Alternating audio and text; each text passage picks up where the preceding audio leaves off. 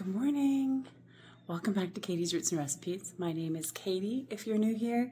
If you're not new, thank you for coming back and watching our videos. We appreciate the support. Without you guys, we would not be able to grow this channel, so we're grateful for that. I am up. It's not super early, but two of my children are still sleeping, so I am up to get my sourdough, my leaven started for some sourdough breads I'm going to be making later today. And I have some fresh milled flour bread that I'll be making today. It's like my baking day to get restocked for this weekend and for next week. So you guys are welcome to join us as I get started. I'm going to be making two recipes of bread. One recipe is going to be an artisan style bread with fresh milled flour, and the other recipe is going to be a sourdough sandwich loaf with all-purpose white flour. And I need around 700 grams of sourdough starter for those. So what you see me doing here is making a large 700 gram leaven. And that one is going to need to sit. It ended up needing 24 hours to rise before I could use it to make my breads. And then I'm also going to go ahead and feed my original sourdough starter that was in the jar. And I only like to keep a small starter on hand because I don't like to waste my discard. A sourdough starter is essentially two ingredients. It's flour and water that have been mixed together, and they've captured the wild yeast that's in the air, and that causes the starter to rise. It was soon after George and I got married that I started my own sourdough starter and started making sourdough breads. And I've really enjoyed the process of doing this from the very beginning. So what I'm doing here is just mixing flour and water together with some of my sourdough starter. And it's going to cause this bulk flour and water mixture to rise and also become sourdough starter. And it takes time for that mixture to do that. And in this case, it took 24 hours for that to happen. Right now I'm feeding my original starter, and this starter I feed and then it goes into the fridge. And it sits there until I need it again. So I put water in and I just shook up the jar to get all of the starter off the sides of the jar. And now I'm adding flour. And my goal with feeding my sourdough starter is always for a really thick pancake batter or waffle-like batter. It should just be nice and thick, and you can kind of see the texture here. It's like a soft dough almost. And when I feed it like that, it takes a little while for it to rise, but I feel like I have a stronger starter to work with when I go to put it into my breads.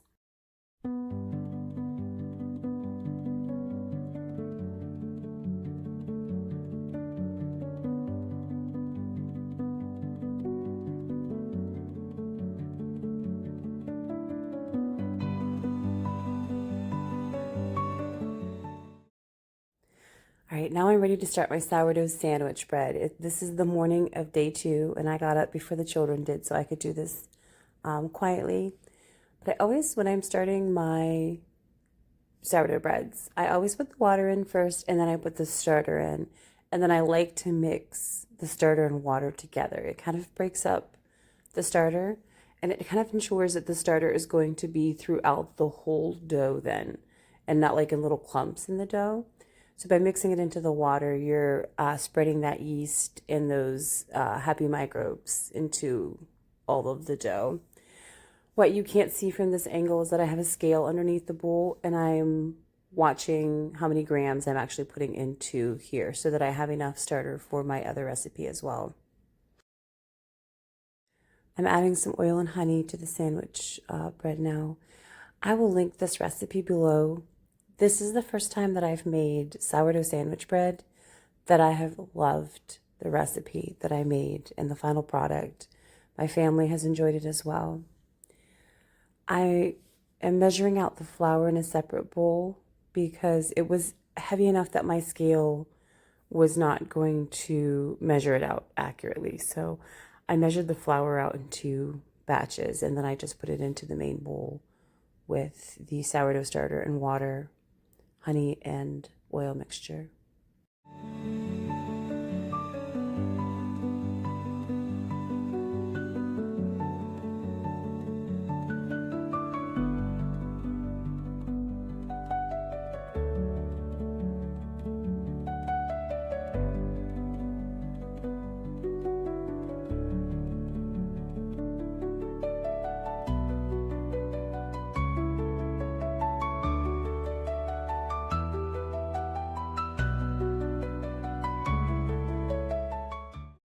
I've added everything to this dough except for the salt and a little bit of the water. We'll add that in about an hour.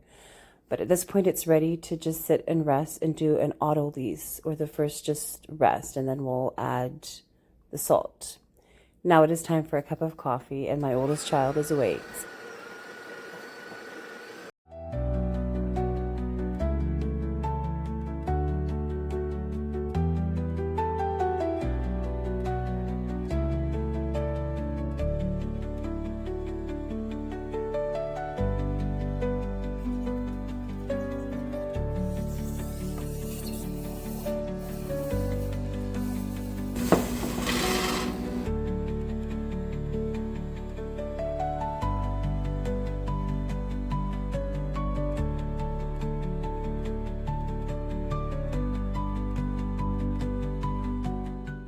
This morning.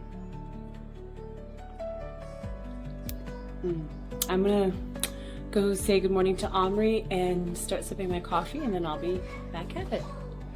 Thank you for joining us. Have a kiss. Bye. I was doing my bread stuff this morning, and Omri and I just sat down with my coffee over here. My coffee over here. This little boy snuck upstairs and woke up his sister. Say good morning. We were watching the Bachangas this morning. I always like to tune into their videos. I'm such a fan of their families. We're going to set aside my sourdough sandwich bread, and I'll do several stretch and folds on that to help build the gluten in it. And now we're going to switch over to doing the artisan sourdough bread. Okay, for this einkorn wheat bread that I'm making right now, it's a sourdough recipe. It's from Tartine, book number 3. And I've been wanting to work with some more ancient grains because I think they're healthier, and I think they're not as easy to harvest commercially. So they're a little bit more expensive than, like, you know, a hard red wheat or a hard white wheat that we typically can get here in the States. With that said, I have purchased some of the einkorn wheat berries to work with in this recipe. So I'm curious in the flavor of it and the texture and how it's going to taste. But it asks for a medium strong wheat flour. We're going to use my hard white wheat for that. Then it says to use either emmer or einkorn. And then it also notes that for 300 grams of this recipe, we want to use a high extraction wheat flour. I'm going to use my hard white wheat and pass it through a sieve.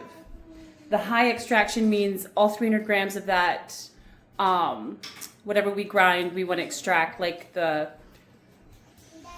bran. Is that what it's called, the bran?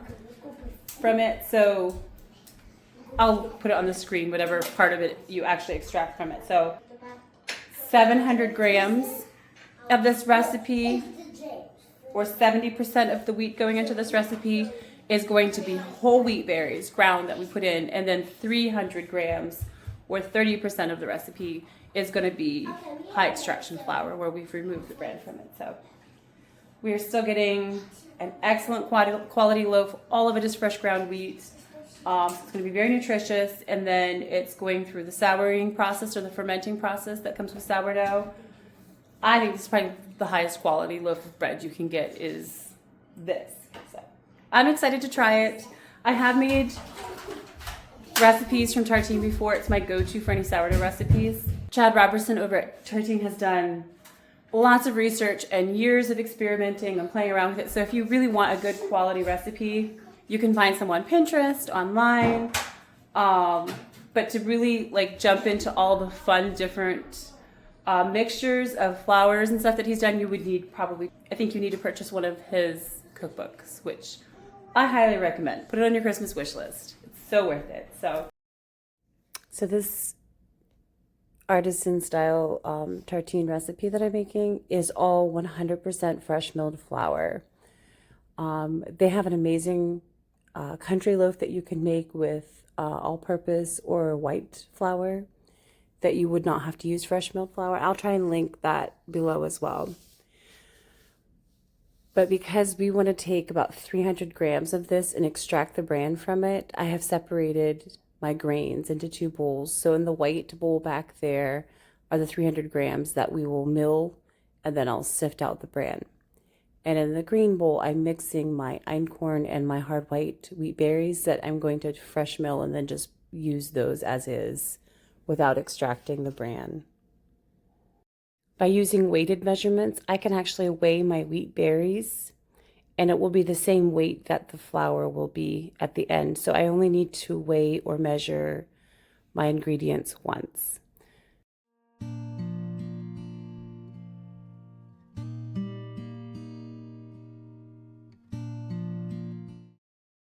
Here I have my sieve set inside the white bowl, and I'm just going to dump my freshly milled flour into the sieve until I'm ready to sift it. I realized to save time, I probably want to get my wheat berries into the mill, my second batch of wheat berries. That way they can start grinding while I sift the first batch, because it does take a few minutes for the wheat berries to go through the mill. Sifting flour is very basic. You take your flour and run it through a sieve. I do know already at this point that I probably should have used the sieve that's a little bit finer than this one, because I did not extract a lot of bran. So I don't know if I ground the wheat berries on a finer setting than I usually do, or if I should have used a different sieve. Either way, I was not about to sift it a second time. I just used it as it was. This was my first time working with einkorn flour, and for some reason my loaves didn't rise as much as my other sourdough loaves usually do. So I'm going to have to figure that out.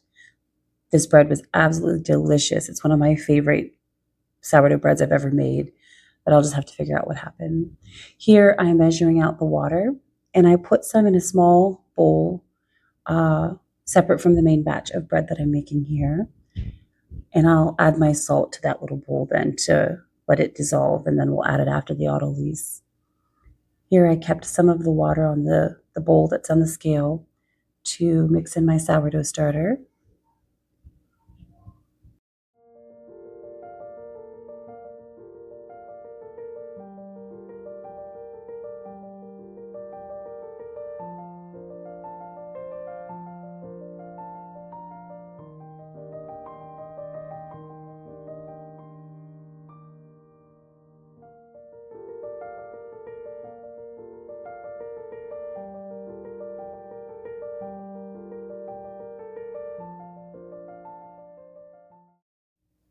Now that we've mixed the water and the starter, I'm going to mix all the flour into the water.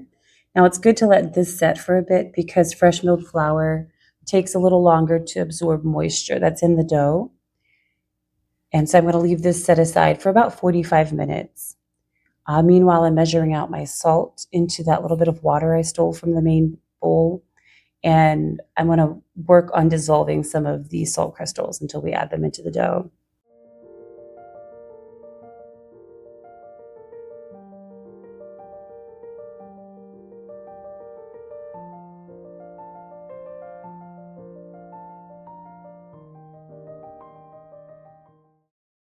I'm going to set this bowl of dough into a warm spot with the salt on top of it, and we'll leave it there for about 45 minutes to an hour.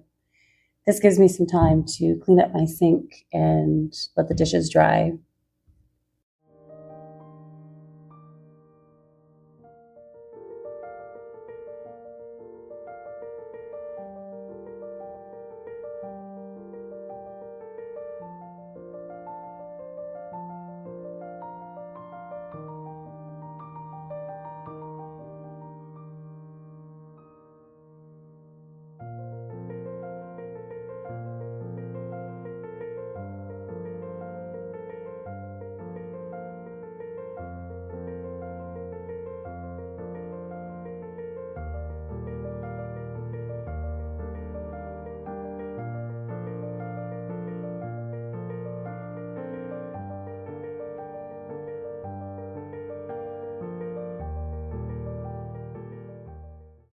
It's time for the first stretch and fold on my sourdough sandwich bread. Stretch and folds are a simple way to build gluten in the dough. So instead of me kneading this dough in a mixer or on my countertop, I'm going through this slow process of building gluten. So every hour or so, I am doing a stretch and fold. I think for this bread, I only did like 3 stretch and folds, and then I just let the dough rise until it was ready to be divided into loaves. But this is a simple process for building that gluten instead of spending 15, 20 minutes kneading it on the countertop. Now I'm doing a gluten check um, to see how far I can stretch the fibers in the dough. And if you'll notice, they were really tearing when I tried to get that window pane test done on it. So it tells me that that dough needs a little bit more time. This is the artisan style dough. I'm getting ready to add the salt into it. I attempted a window pane test, and you see how quickly that tore apart. That means the gluten strands have not uh, strengthened in this dough, which I knew that they wouldn't. It takes a good 6 to 8 hours for that to happen. But I'm adding my salt and water here, and then we're going to let it set for another hour, and then we'll start our stretch and folds with this one. And I think I did about 4 or 5 stretch and folds on this dough. I am gently kneading this dough inside the bowl there. That pulling towards me and then pushing the dough away is called kneading. And I just did that to start that gluten development process. And I'm going to flip it over and tuck it in and put the lid back on it and leave it set for about an hour.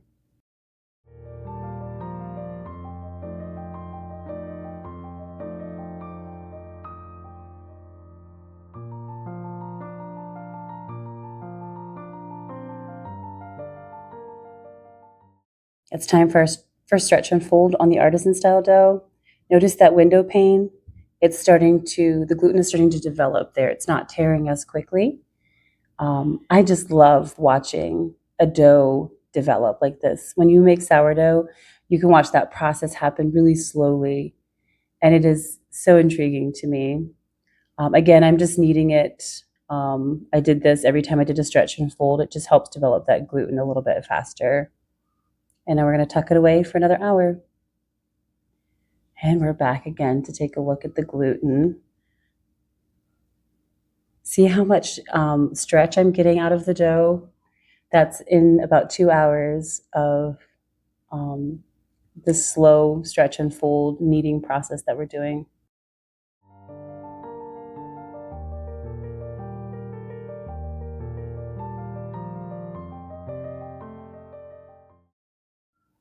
I'm checking in on my sourdough sandwich bread here after a few hours, and you'll notice that window pane test, we can really stretch the gluten fibers out pretty far in this bread now. It does need more time. I can tell it needs to rise a little bit more, and we'll continue developing those gluten strands. Now, the window pane test is something that you can do on any bread, whether it's a yeast bread or a sourdough bread. This has been a few hours now, and I'm getting ready to divide the dough out. And you can tell it's risen quite a bit. It's filled the bowl in quite a bit there. So it's time to divide this out into 4 loaves and let the loaves rise, and then we'll bake them after they've risen.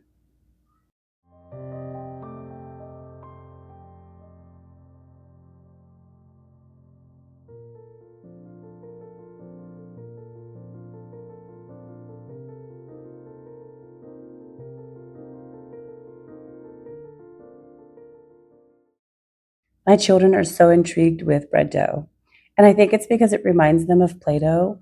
But whenever I am making any kind of bread dough, whether it's bread or biscuits or pie crust, whatever it is, they will be close by wanting a little piece so that they can play with it. And I think to me that's part of developing a passion or a love inside of them for making these types of things. And I just try to be as inclusive as I can with them on these processes.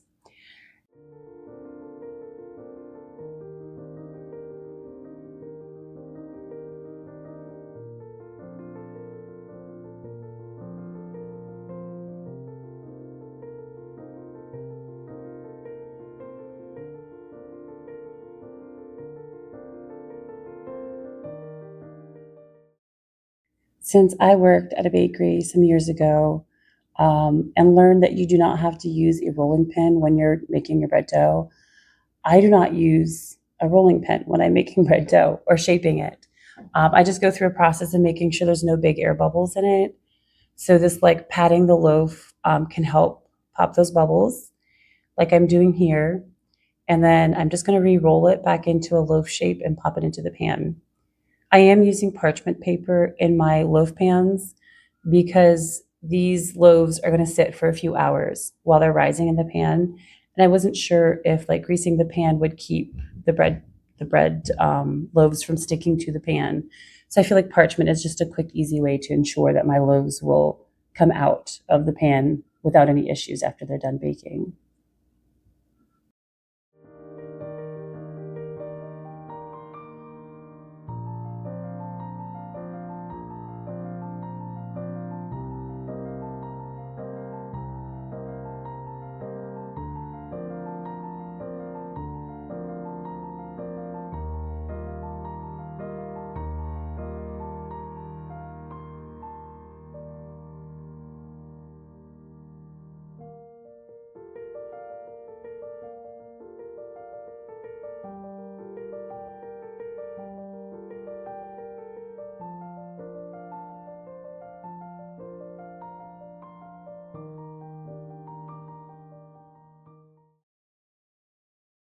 My artisan dough has been rising for a number of hours now, and it is ready to divide it out into 4 loaves.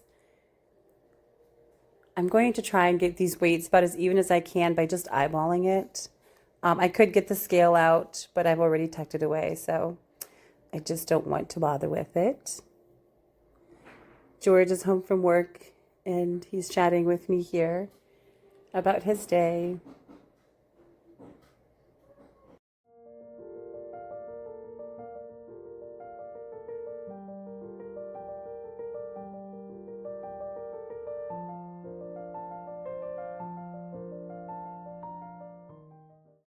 Once I have these loaves divided equally, I'm going to shape them into a ball shape, and then they're going to rest on the counter for about 20 to 30 minutes so that a skin starts forming on the outer part of this loaf. I was popping some air bubbles there. I don't want any like visible air bubbles on the outside, but I also don't want to deflate the dough, so I'm not pressing down on it or punching the dough like you would with a yeast dough. I'm checking to see if the sandwich bread is ready to go in. If you poke your finger in the side and the dough does not pop out back out immediately, then it is a good sign that you have proofed the dough to a perfect space. So I'm checking it one more time. I'm going to score the top so it has an intentional weak point. So as it rises in the oven, it'll rise into a beautiful shape.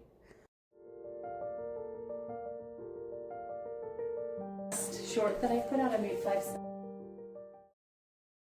My sandwich loaves are in the oven, and my artisan loaves have rested for the 25 or 30 minutes. Now I'm going to grab it and flip it over, and I'm going to start shaping these into loaves and get them into the bannetons, and then they will rest in the fridge overnight to continue rising, but very slowly. You'll notice I'm not like pushing down on the dough. I don't want to release the gases that have been building up inside of this dough all day. I want to protect and preserve that. I have a spray bottle of water there because I prefer to use water when I'm shaping rather than oil. I think had I done one more shape, like taken the loaf and shaped it a little bit more, I would have had a better structure in this loaf and probably had a better rise out of my final product when I put it into the oven. But these loaves are delicious, and we're enjoying the bread. They're just a little bit flat, so you don't have like this nice big round slice of bread when I want to enjoy it. These 4 loaves are, I just shaped them. And because the dough temperature is so warm, I'm going to just put them straight into the fridge because it'll take a while for the dough temperature to cool down, and then they'll slowly rise overnight, and then I'll bake them in the morning. This sourdough sandwich bread is out of the oven, and I could not be happier with this. It is beautiful. It rose beautifully. It tastes amazing.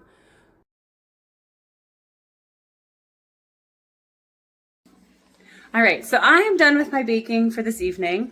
I started my leaven yesterday morning, like 36 hours ago. When I went to stir the bread doughs together last night before going to bed, my leaven wasn't ready yet. So I left it on the counter, and this morning it was perfect. So I stirred all my bread doughs together this morning. By the time I bake my last 4 loaves, it'll be 48 hours from the time I started my leaven till I actually pull those last 4 loaves out of the oven. So sourdough is a slow process.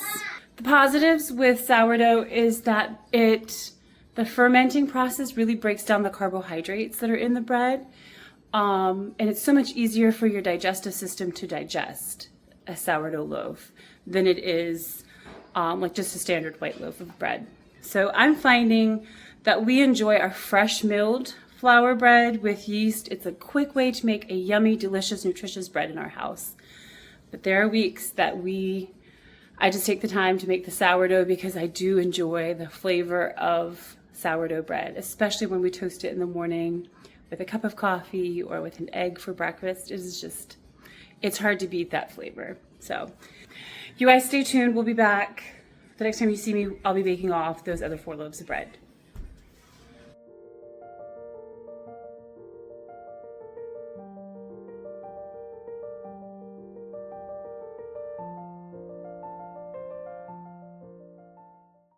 I'm gonna make some coffee.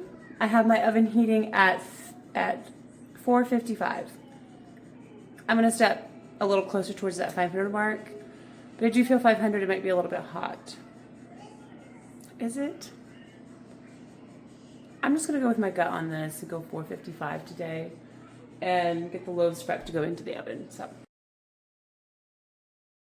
I'm gonna try and bake 4 loaves at the same time today. I've usually baked 2 at a time, and so I'm gonna do the 4.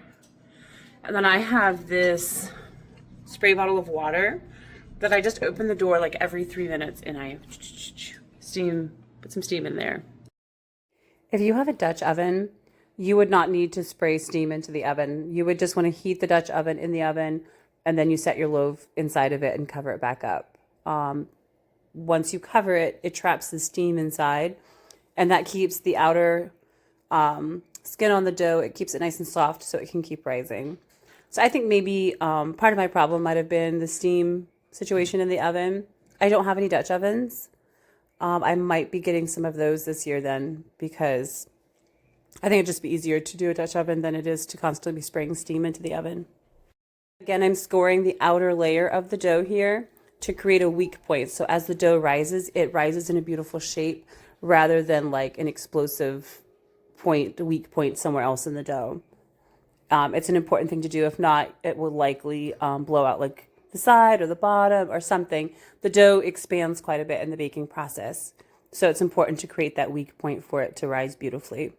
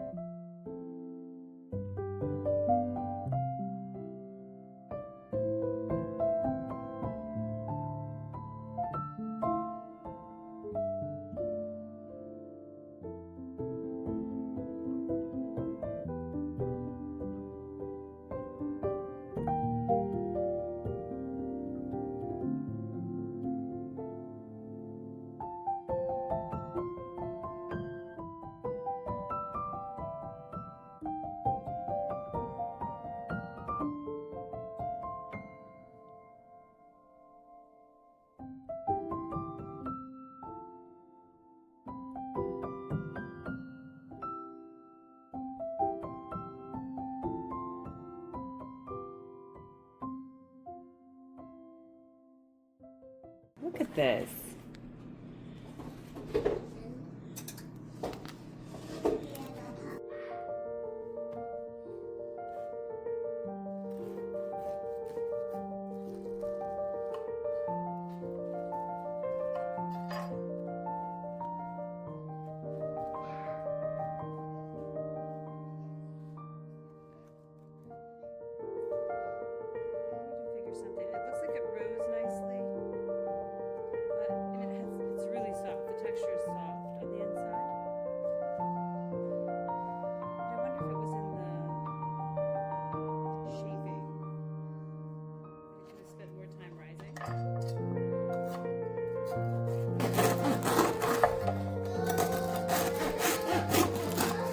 You want to try a piece? No, I had too much bread this morning. I know, we've had too much bread all morning.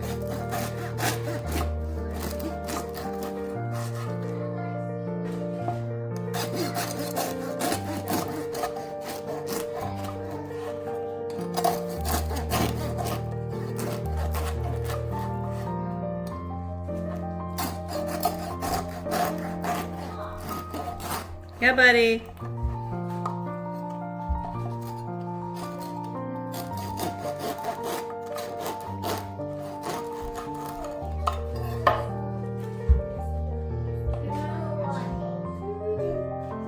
Okay, I've been waiting to try this. Mom. Yes.